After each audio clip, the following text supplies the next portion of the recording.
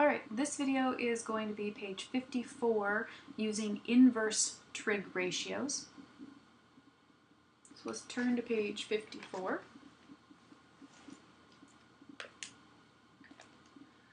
Our title is Inverse Trig Ratios, and make yourself a note that we will use the inverse trig ratios to find a missing angle in a right triangle. So anytime you are looking for an angle, that is when we are going to use our inverse trig ratios. And remember that our symbol for the inverse trig ratio is just to add this exponent of -1, which is really not an exponent. It's just to signify that you're using the inverse. So our three inverse ratios are, remember that we use theta to represent the angle. So all of these are going to help us find, an angle. So we can have the inverse sine of opposite over hypotenuse, or the inverse cosine of adjacent over hypotenuse, or the inverse tangent of opposite over adjacent. And just like our regular trig ratios, we can use SOHCAHTOA to help us remember this. So let's do a couple examples. So in our first example, it's still a good idea to start by labeling the sides that you know. So here, if we draw our right angle mark into an arrow, that tells us the 13 is our hypotenuse. Theta is our reference angle. It will sometimes be listed as a question mark. And so if I draw in that side that is the 11, it is touching our angle, so that tells us that the 11 is our adjacent side.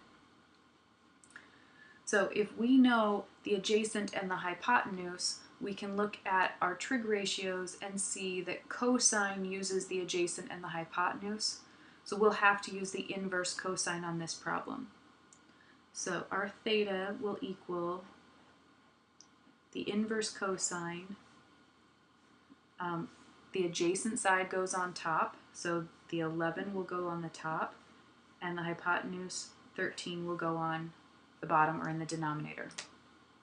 So we can use our calculator then to help us figure this out. Let's see if we can get that. All right, so to start, we need the inverse cosine of 11 divided by 13. And again, I'm going to use a decimal to indicate that I want a decimal answer. And then when I hit enter, where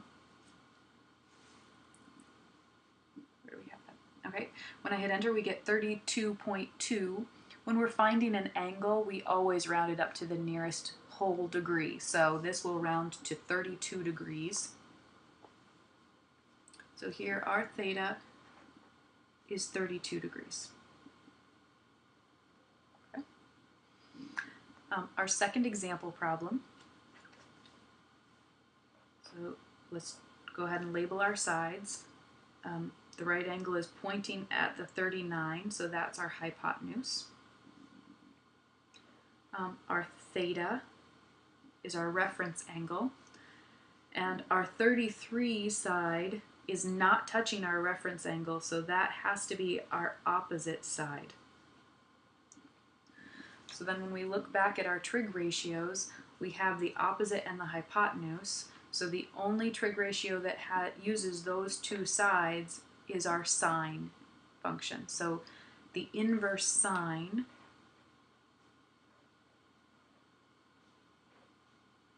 of the opposite over the hypotenuse will help us to find our theta. So in this problem, opposite is 33 over our hypotenuse is 39. Okay, so again, we want to come back to our calculator and we will type that in. So we're going to use the inverse sine of 33 divided by 39 When we hit enter, it gives us 57.7. Oops. So 57.7, that 7 is going to round 57 up to 58. So our final answer for this angle is theta equals 58 degrees. And that's how we use our inverse trig functions to find a missing angle when we have a right triangle.